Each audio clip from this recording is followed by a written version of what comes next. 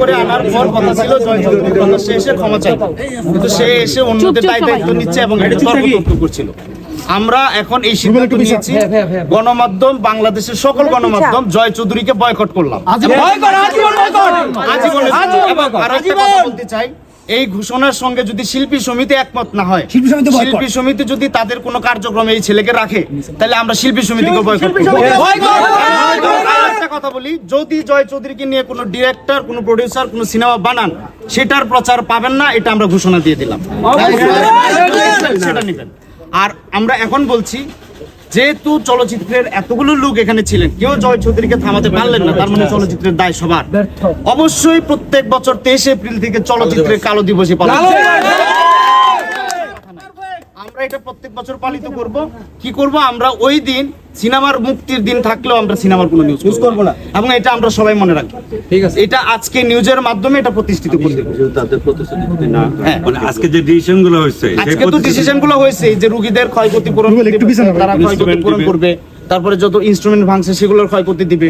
শিবাসানু ভাই, তারপর হচ্ছে অন্য যারা সুশান্ত, এদের ব্যাপারে এক মাস ওনারা বহিষ্কার ব্যবস্থা নেবে। আর জামান, আমরা ভেবেছিলাম যে তিনি শিল্পী সমিতির সদস্য, কিন্তু আমরা জানলাম না, তার চাকরিচ্যুতের কথা বলা হয়েছিল। বাট আমরা এতটা অমানবিক হতে চাই না, আমরা তার চাকরিচ্যুত করতে চাই না। তাকেও 1 মাসের জন্য অফিসে আসতে নিষেধ করা হবে বা একটা কিছু করা হবে, ওইটা তো ওরা থাকলোই। শিল্পী সমিতির সঙ্গে আমাদের কোনো বিরোধ নাই। শিল্পী সমিতি ডিসিশন না মানে এই ডিসিশন, জয় চৌধুরীকে যদি তারা কোনো কাজে রাখে, আমরা শিল্পী সমিতি না যদি যে সিদ্ধান্তগুলো দিয়েছে ক্ষতিপূরণ, ওটা তো ওটা মিশে ভাই বলেছে, সব কিছু ওনারা মেনে নেবেন। না করে না মানে এটা আশাদ আদনান ভাই বলেছে যে উনি সমন্বয় করবেন। আমরা কালকে ওনার সঙ্গে আলোচনা করে 3 দিনের টাইমের মধ্যে আশা করি এগুলো শেষ করব। সেটা বলে দাও, যদি না মানে তখন আমরা 3 দিনের মধ্যে, আমরা 3 দিন বলতে আজকে হচ্ছে 24 তারিখ, আমরা এটা 30 তারিখ পর্যন্ত টাইম নিলাম। 30 তারিখের মধ্যে যদি এই ঝামেলা শেষ না হয়, 1 তারিখ থেকে আমরা শিল্পী সমিতিকে বয়কটের ঘোষণা দেব। যে গণমাধ্যমগুলো আছে তারা যদি তাকে কোনো যদি কোনো গণমাধ্যম এই বয়কটের আওতার বাইরে গিয়ে করে, সেটা নিয়ে সমাজচ্যুত হবে, সেটা নিয়ে আমরা সাংগঠনিকভাবে বা আমরা নিজেরা বসে কথা বলবো। এখন কেউ যদি আমার দলের বাইরে চলে যায়, তাকে তো জয়ের মতোই আমাদের বয়কট করা উচিত। আমরা গণমাধ্যম কিভাবে বয়কট করবো? চাকরি ছেড়ে দেবো? চাকরি ছেড়ে দিতে পারবো না। তাকে যদি কোনো অনুষ্ঠানে দাওয়াত দেওয়া হয়, কেউ যদি করে, তখন সেটা নিয়ে আমরা ইন্ডিভিজুয়ালি ওই পত্রিকার সঙ্গে, ওই গণমাধ্যম, টেলিভিশন, অনলাইনের সঙ্গে আমরা কথা বলে সেটা অনুযায়ী তখন ব্যবস্থা নেব।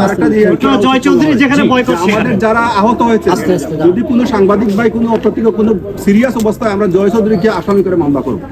যদি কারোর কোনো ক্ষতি হয়, একটা কথা বলছেন আমাদের সিনিয়র আবুল কালাম ভাই, যারা আহত হয়েছেন তাদের যদি কোনো শারীরিক কোনো ক্ষতি হয়, তাহলে সেটা দায়ভার ভবিষ্যতে নিতে হবে এবং আমরা মামলায় যাব। এছাড়া জয় চৌধুরী যে অ্যাগ্রেসিভ, সেটা আমাদেরকে পরবর্তীতে যে কোনো কারণে যে কোনো কিছু করতে পারে, এই জন্য কি আমরা কোনো কিছু পরবর্তী সময় এটা তো আমরা বললাম, আমরা ব্যবস্থা নিয়ে আশা করি আজকের এই ঘটনার পর জয় চৌধুরী একটা জিডি করে রাখবো, লিখিত দিতে হবে। আমরা অলরেডি বেশ কয়েকটা চিঠি হয়েছে, আমাদের লেখাগুলো লিখিত